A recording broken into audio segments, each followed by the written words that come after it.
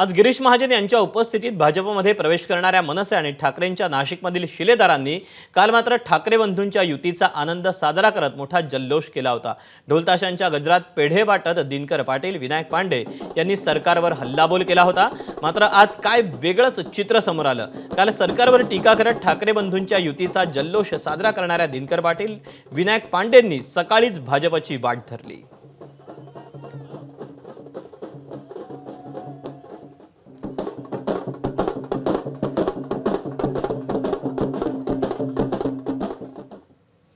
दिनकर पाटील आणि विनायक पांडे यांनी काल जल्लोषावेळी आणि आज भाजपात प्रवेश करताना काय प्रतिक्रिया दिली ती आपण पाहूया। संपूर्ण महाराष्ट्राला खूप आनंद झालेला आहे। राजसाहेब आणि उद्धव साहेब एकत्र आले आहेत महाराष्ट्राला न्याय मिळण्यासाठी, लोकशाही जिवंत राहण्यासाठी। आज दिवाळी साजरी होते या महाराष्ट्रामध्ये। यापुढे असंच वातावरण राहणार। सर्व जाती धर्माची माणसं राजसाहेब आणि उद्धव साहेबांवर राहणार। आता तिथं आताशी निवडणूक लागणार होती, पण आता विकासासाठी हा निर्णय घेतला। आता निर्णय झालाय। आपण काल सुपडा साफ मी काय बोललो काय राहिलो आता तो विषय घेऊ नका।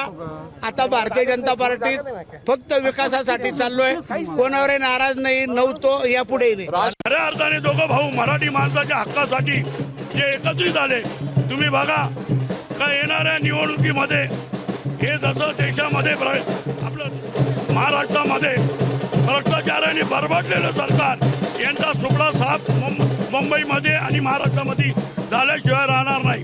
काल तुम्ही जल्लोषामध्ये म्हणत होतात की ठाकरे बंधू संपूर्ण महाराष्ट्रामध्ये सत्ताधाऱ्यांचा भाजपचा सुपडा साफ करणार आणि आज त्याच भाजपात तुम्ही चाललाय। आता आम्ही करू सुपडा साफ। कोणाचा? हा यांचा मनसे शिवसेना युतीचा आम्ही सुपडा साफ करू। नाशिकमध्ये महानगरपालिका निवडणुकीच्या तोंडावर सुरू असलेल्या फोडाफोडीवर शिवसेना नेते संजय राऊतांनी हल्ला चढवला। जगातील सर्वात मोठा पक्ष समजल्या जाणाऱ्या भाजपचं हे वर्तन श्रीमंत भिकाऱ्याचं लक्षण असल्याची टीका राऊतांनी केली। दिनकर पाटील लाडू वाटत होते, लाडू भरवत होते।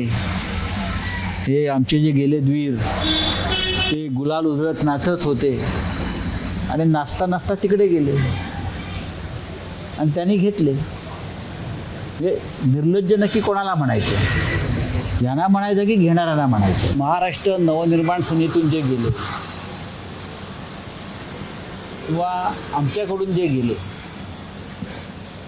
ते भटकेच आहे, ते भटकेच आहे। कधी एखाद्या पक्षात ते स्थिर राहिले आणि जिथे राहिले तिथे त्या स्थिरतेनं काम केलं असं कधी आम्हाला दिसलं नाही, तरी ते आपल्या पक्षात गिरीश महाजन हे स्वतःला बाहुबली सांगतात। देवेंद्र फडणवीस, नरेंद्र मोदी हे राजकीय चारित्र्याच्या गप्पा मारतात ना। मग ज्यांच्यावर तुम्ही कालपर्यंत आरोप करत होतात नाशिकमध्ये भ्रष्टाचाराचे किंवा इतर काही आरोप, गुंडगिरीचे, अंडरवर्ल्डचे, हे सगळे तुमच्या पक्षातच कसे? बलात्कारी, खुनी कसे काय? तर गिरीश महाजनना एक नवीन गँग निर्माण करायची आहे, दाऊद सारखी। एबीपी माझा, उघडा डोळे बघा नीट।